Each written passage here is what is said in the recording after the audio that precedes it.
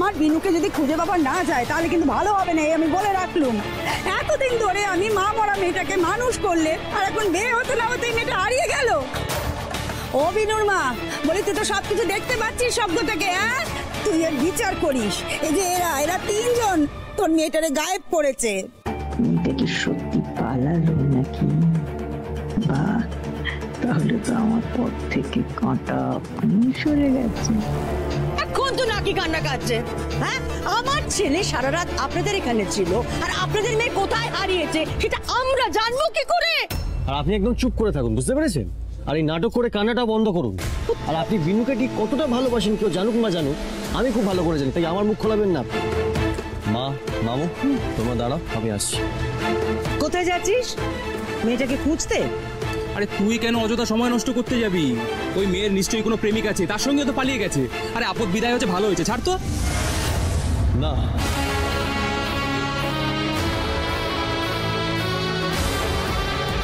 বিনু পালাইনি।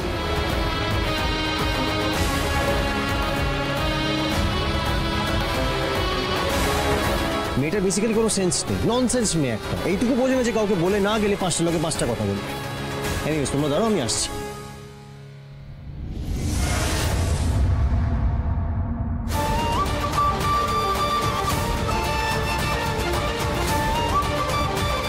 ওই তো বিনু।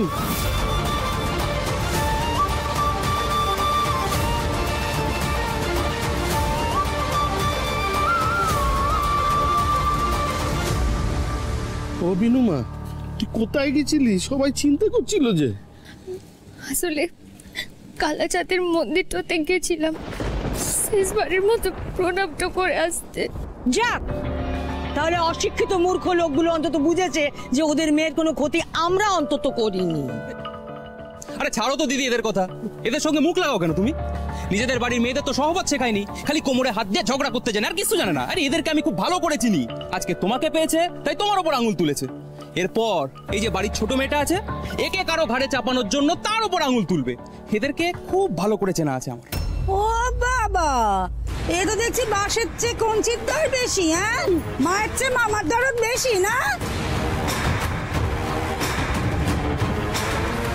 দেখ পুরি, দেখ তোর জন্য এদের কাছে আমাদের কেমন ট্যাকস ট্যাকস কথা শুনতে হচ্ছে। দেখ, আমি কিন্তু এই সব উসুল করে ছাড়বো বলে নি। মহিনীমা, আমি এদের হয়ে ক্ষমা চাইছি মা। না মেসো, তুই ক্ষমাটা কেন চাইছো? আমি আমি তো কোনো দোষ তো করি লাই। ও মামা বাবু, হ্যাঁ আমরা গরিব মানুষ বটে, তবে শিক্ষা দীক্ষা আমাদের মধ্যে সবটুকু আছে গো। সে আমি এই বাড়িটা থেকে সব কিছু শিখেছি, সেই কারণে আজ আপনাদেরকে একান্ততে আমরা অসম্মান হতে দিলাই। বিয়ে কি কোনো দায়িত্ব তো নিলে সেটাকে কি করে পালন তো করতে হয়, এই বাড়ির মানুষগুলো থেকে আমি শিখেছি গো।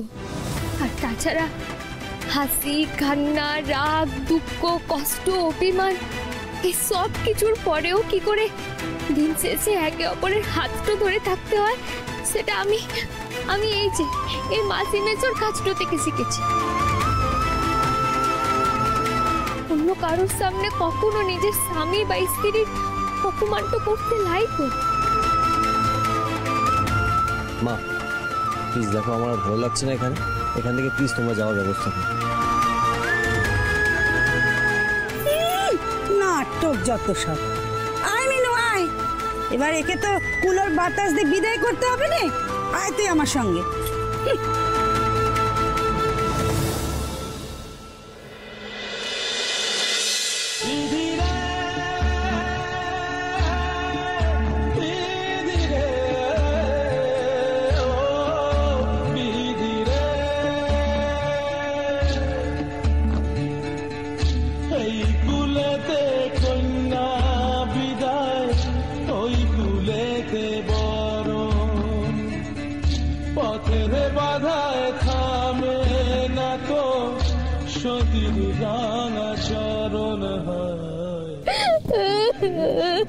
ওই দেখো বোকা মেয়ে, আরে বাবা এরপরে তো আমাদের সবার ওই বাড়িতে যাওয়া আসা লেগেই থাকবে। ওই বাড়িতে তোকে বিয়ে দিয়েছি বলে কথা, তাই না মা? দিদি, এ দিদি, এরপর থেকে তুই আমাদেরকে ভুলে যাবি না তো বল? আমরা যদি ও বাড়ি যাই তাহলে আমাদেরকে খেয়ে দিয়ে দিবি না তো বল? জানো এই তুই কি বলছিস বলতো? তুই তো আমার বোনটা বটে, যে আমি তো তোকে মাথায় তো করে রাখবো। আমি যেখানেই থাকি না কেন। মা এবার কেমন ধরা কথা রে, যেখানেই থাকি না কেন মানে? হ্যাঁ আরে বাবা, আমি তো শুনেছি শহরে ওনাদের রাজপ্রাসাদ আছে। আরে ওখানে গিয়ে তো তুই রাজ রানী হয়ে থাকবি। কি বেয়ান, ঠিক বলেছি তো? না, আমি ঠিক বুঝতে পারছি না আপনাদের এই কনে বিদায় নাটকটা ঠিক কতক্ষণ অবধি চলবে। বাড়ি ফিরতে হবে তো, অনেকটা দূর যাবো। না না, আমরা এখনই মেয়েকে বিদায় দিচ্ছি। একটুখানি সময় চেয়ে নিচ্ছি, আসছে।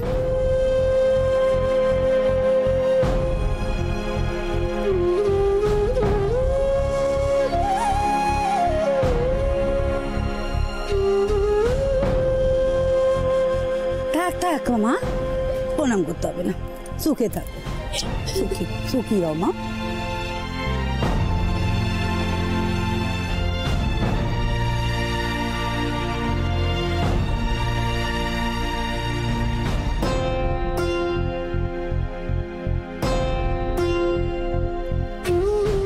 টেপেস্তা আসছে।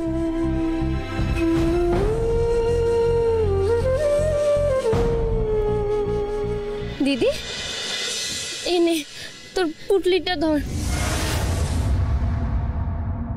মিনুমা, মেসো, তুই যে তোর প্রাণ বোমরাটাকে রেখে যাচ্ছিলি মা।